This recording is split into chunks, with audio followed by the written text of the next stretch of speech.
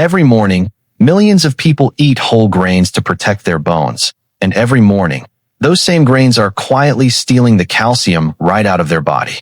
If you have ever eaten brown rice, oats, or seeds and still been told your bones are weakening, you need to hear this. I have been practicing integrative medicine for over 30 years, and in all that time, the patient who stays with me most is not the one who had a dramatic diagnosis or a rare condition. It is the patient who did everything right and still got sick. She was 63 years old when she came to my clinic. Every morning for 4 decades, she had eaten a bowl of whole grain porridge, brown rice at lunch, a handful of seeds as a snack before bed. She drank her water, she walked, she took her calcium supplements faithfully. When her bone density scan came back showing significant osteoporosis, she looked at me across my desk with an expression I will never forget. It was not fear. It was confusion. It was the quiet devastation of someone who had kept every promise they made to their own body and felt that their body had broken its promise in return. I have seen that expression hundreds of times since. And for years, I did not have a complete answer for her. I was trained to count nutrients, to measure calcium intake, to prescribe supplements. What I was not trained to ask, and what changed everything when I finally did ask it, was this. Not what are you eating, but how has what you are eating been prepared? Because here is the truth that most doctors, most nutritionists, and most health programs never tell you. Inside the very seeds and grains that you have been told are your foundation of health, there is a hidden compound that acts, in your body, like a molecular thief. It binds to the calcium, magnesium, and zinc in your food before your intestines ever get the chance to absorb them. It locks those minerals inside a chemical cage and carries them right out of your body, quietly, invisibly, meal after meal, year after year. Its name is phytic acid, and today, I am going to show you exactly how it works, why sprouting neutralizes it completely, and what you can start doing tonight to reclaim the minerals your body has been starved of, possibly for decades. If this is the kind of knowledge that you believe more people deserve to have, the kind that your doctor may never share because no one taught it in medical school, I hope you will take a moment to like this video, subscribe to this channel, and share it with someone you love. Our mission at Loisong Zan is simple, to bring ancient, proven, natural healing wisdom back to the people who need it most. Every share is one more family that gets this information in time. Before we go further, I want to ask you something, and I want you to answer honestly. Quick reflection, which one sounds more like you? Option A, I already eat whole grains regularly, and I assume I am getting full nutritional benefit from them. Option B, I eat whole grains regularly, but I have never soaked, sprouted, or specially prepared them, and I am not sure I have been absorbing what I think I have been. Whatever your answer, stay with me, because what comes next will change the way you look at every grain, every seed, and every bowl of porridge you have ever prepared. So let us talk about where this thief actually lives, and how long it has been in your kitchen. Every grain of rice, every oat, every wheat berry, every sesame seed you have ever eaten contains phytic acid concentrated primarily in its outer bran layer. This is not contamination. This is not a manufacturing defect. Phytic acid is the seed's own biological security system, a compound the plant produces deliberately to guard its most precious minerals until the moment of germination. In nature, that moment always came. The seed would fall into moist soil, absorb water, sense the right temperature and oxygen level, and fire off a cascade of enzymatic activity that dismantled the phytic acid molecule and freed those minerals for the growing seedling. The system worked perfectly for the seed. The problem is what happened when human civilization learned to harvest, dry, mill, and cook grains at scale. We took the seed out of the conditions that would have triggered that unlocking process. We bypassed germination entirely. And so for the last several thousand years of agricultural civilization, and with increasing severity in the last 100 years of industrial food processing, human beings have been consuming the lock along with the treasure it was designed to protect. Arnold Ehret, whose work forms the foundation of our Loisongs and practice, described this consequence with striking precision more than a century ago. He observed that the undigested residue of improperly prepared grains does not simply pass through the body harmlessly. It accumulates. He described it as a paste-like substance, and his analogy was deliberately visceral, noting that when starchy grains are boiled, they produce the same glue-like material that craftsmen use to bind books and seal wood. That substance, he argued, progressively coats the intestinal wall, meal after meal, decade after decade, until what was designed to be an open channel of absorption becomes something closer to a narrowed, sluggish tube. Now bring in what Norman Walker and Bernard Jensen documented so meticulously in their research on colon health. They showed that the intestinal wall is not a passive membrane. It is a highly active, neuronally connected tissue that communicates with every major organ in the body through a network of nerve reflex points. Jensen mapped these connections precisely, showing that when the colon becomes congested and its lining thickened by accumulated residue, the organs that depend on it for nutrient delivery begin to operate in a state of chronic, low-grade starvation. The bones receive less calcium. The muscles receive less magnesium. The immune system receives less zinc. This is the mechanism behind the mystery your doctor may never have explained.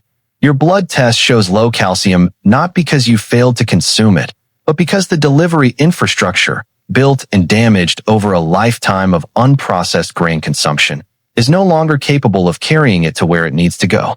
You have been making deposits into an account that the bank can no longer process. And this, more than anything else, is why the answer is not more supplements. The answer is restoring the pipe. Now here is where the science becomes genuinely beautiful, because the solution is not something invented in a laboratory. It is something encoded in the seed itself, waiting to be activated. When you soak a grain in water, something remarkable happens at the molecular level. The seed interprets moisture as a signal that it has arrived in soil and that conditions for new life are favorable.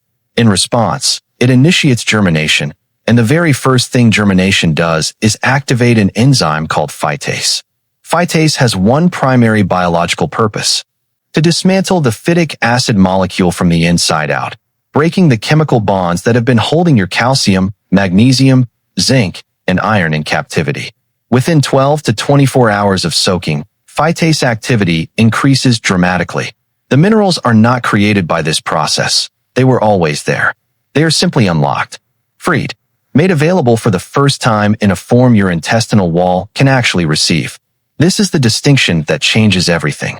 2 handfuls of brown rice sitting side by side on your kitchen counter contain identical amounts of minerals, but one has been soaked overnight and the other has not. Biochemically, nutritionally, and physiologically, they are not the same food. One will nourish you. The other, as Eric documented so carefully, will largely pass through your system while depositing its undigested residue along the way, or worse, deliver its minerals chemically locked inside phytate bonds that the body expels and used. The gospel of peace, which forms one of the spiritual and philosophical pillars of Loisong Zan, captures this biological reality in language that predates modern science by 2,000 years. The text describes living food as the only substance capable of building and sustaining a living body. The commentary in our edition makes this physiologically explicit. Cooked and unprocessed foods have lost their enzymatic intelligence, the internal machinery that guides their own digestion and unlocks their own nutrients. A dry, unsoaked grain is, in this precise sense, a food whose intelligence has been suspended. Soaking reawakens it. Eric reinforced this from a different angle in both his dietary and fasting writings. He observed that food chemistry provides the most reliable evidence that physical degeneration originates mainly from mineral deficiency in modern processed food, and that this deficiency is not primarily a deficiency of quantity, but of bioavailability. The minerals are present. The preparation has made them unreachable. And here is what this means for your body right now, at whatever age you are watching this. Walker and Jensen's research showed that the intestinal lining is not a fixed, permanent structure. It renews itself continuously. The cells of your intestinal wall replace themselves on a cycle of days, not years. What you consume today becomes the literal physical substance of your intestinal lining tomorrow. Switch to soaked and sprouted grains, and you begin changing that lining immediately. The pipe does not need years to begin clearing. It needs a different input, consistently applied, starting with the very next meal. The science is not complicated. The body is not broken. It has simply been waiting for the right signal.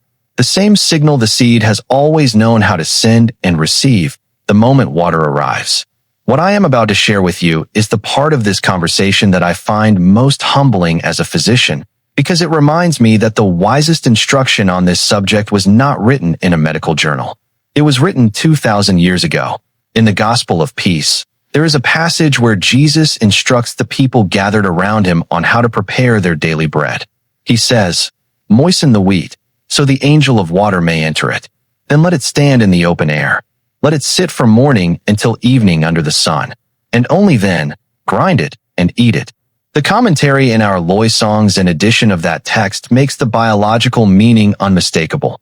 This is the precise sequence of soaking, aerating, and gentle warmth that modern nutritional science now recognizes as the optimal conditions for phytase activation and full germination. The instruction was not metaphorical. It was a preparation protocol. And somewhere in the centuries between that teaching and our modern kitchen, we lost it entirely. So let us bring it back. In 3 practical steps you can begin tonight. The first step is soaking. Take whatever grain you eat most regularly: brown rice, oats, wheat berries, mung beans, sesame seeds, and cover them fully in clean water before you go to bed. Add a small squeeze of lemon juice or a teaspoon of apple cider vinegar to the soaking water. The mild acidity accelerates phytase activity significantly, amplifying the unlocking process even before a sprout appears. In the morning, drain the water, rinse the grain thoroughly, and cook as you normally would. This single step alone, requiring nothing more than a bowl and 8 hours, reduces phytic acid content substantially and begins restoring the bioavailability of minerals your body has been missing. The grain looks the same. It is not the same. The second step, for those ready to go further, is full sprouting. After the initial soak and drain, instead of cooking immediately, place the rinsed grain in a jar covered with a breathable cloth and leave it at room temperature. Rinse and drain every 12 hours. Within 1 to 3 days, small white shoots will emerge from the grain. This is the visible confirmation that phytase is fully active, that phytic acid has been largely neutralized, and that the seed's enzymatic intelligence, as described in the Gospel of Peace, has been completely awakened. At this stage, the grain is at its absolute nutritional peak. You can eat small amounts raw, folded into salads, or mixed with fresh fruit. You can dry and grind sprouted grain into a flour that retains most of its enzyme activity. Or you can steam it briefly, just enough to make it palatable while preserving the majority of what the germination process has unlocked. The third step addresses what Ehret, Walker, and Jensen all identified as the downstream half of the problem: the intestinal wall itself. Soaking and sprouting removes the lock on your minerals. But Bernard Jensen was clear in his colon health research that for people who have spent decades consuming unprocessed grains, the intestinal lining needs active support to recover its absorptive capacity. He recommended a consistent increase in fresh vegetable juices, particularly green juices, which provide minerals in their most immediately bioavailable form while simultaneously supporting the renewal of the intestinal wall. Norman Walker, who studied colon function across cultures for nearly 7 decades, observed that people who combined dietary change with adequate hydration and reduced starchy food intake showed measurable improvement in intestinal transit and absorption within weeks, not months. You do not need to do all 3 steps at once. Begin with the first. Soak your grain tonight. That is the entirety of what I am asking you to do before your next meal. Because the most important thing I have learned in 30 years of practice is this: the body does not require a perfect plan. It requires a first step in the right direction, taken with consistency and with trust that the intelligence built into your biology will do the rest. I want to close today with something that goes beyond the science, because the people I have cared for over 3 decades have taught me that genuine healing never begins in a laboratory or a clinic. It begins in the moment a person stops feeling guilty about their suffering and starts understanding its true cause. Think back to the woman I described at the beginning of this conversation. 63 years old, for decades of whole grains. A bone density scan that made no sense given everything she had done right. What she carried out of my clinic that day was not a new supplement protocol. It was something far more valuable, a different question. Not, what am I failing to eat? But, what has my body been failing to receive, and why? Arnold Ehret answered that question with a clarity that still stops me when I return to his writing. He stated that disease is not the body's betrayal of the person living inside it. It is the body's most persistent, most loyal attempt to expel what does not belong there and restore the conditions under which it was designed to thrive. Every symptom, the aching joints, the fragile bones, the fatigue that no amount of sleep seems to resolve, is not a malfunction. It is a communication. The body has been sending the same message for years, in the only language it has. Walker and Jensen arrived at the same place from the direction of the colon. Their combined research across decades and across cultures pointed to a single conclusion. The human body possesses a profound and unrelenting drive towards self-renewal. The intestinal wall replaces itself. The bone matrix continuously remodels. The mineral transport systems remain capable of restoration well into advanced age, provided the inputs change, provided the locks are removed, provided the pipe is given a chance to clear. This is what makes the practice of soaking and sprouting so much more than a nutritional technique. It is an act of cooperation with a body that has never stopped trying to heal you. You are not introducing something foreign or complicated. You are removing an obstacle that should never have been there in the first place. And in doing so, you are rejoining a conversation between yourself and your own biology that industrial food preparation interrupted somewhere along the way. The gospel of peace framed this reunion in language I have never found improved upon in any medical text. When you return to living food, you return to life itself. The seed that germinates in water and air is not performing a trick. It is doing what it was always designed to do. And when you eat it at that moment of awakening, you are participating in the same process. You are choosing, at the cellular level, renewal over accumulation, life over residue. It is not too late. I need you to hear that clearly. Whether you are 52 or 71, whether you have eaten unsoaked grains your entire life, whether your bone density scan looks discouraging or your joints ache every morning when you rise, the biology does not close that door. The body you are living in right now began renewing its intestinal lining yesterday. It will renew it again tomorrow. The only question is what you will give it to work with. Soak your grain tonight. That is where this story changes. Not in a hospital. Not in a supplement bottle. In a bowl of water, in your own kitchen, before you go to sleep. The same bowl of water that a teacher standing by a river described to a crowd 2,000 years ago as the angel of water entering the seed. Your body has been waiting for this. And it has been waiting with extraordinary patience and with extraordinary loyalty. Honor that loyalty. Begin tonight. So let us bring everything together, because at its heart, what we have discussed today is not really about phytic acid or enzyme chemistry or intestinal lining renewal. It is about something much older and much simpler than any of those terms. It is about the relationship between a human being and the food they trust to sustain them. And the deepest lesson I can offer you after 30 years of sitting across from patients who suffered not from ignorance, but from incomplete information is this. The quality of your health is determined less by how much you consume and more by how honestly you prepare what you consume. Preparation is not a minor detail of cooking. It is the difference between nourishment and deprivation wearing the mask of nourishment. Tomorrow morning, before you do anything else, take the grain or the seeds you plan to eat and place them in a bowl of clean water with a small squeeze of lemon. Leave them there while you go about your morning. That single act, repeated daily, without perfection, without pressure, is the beginning of a different relationship with your own body.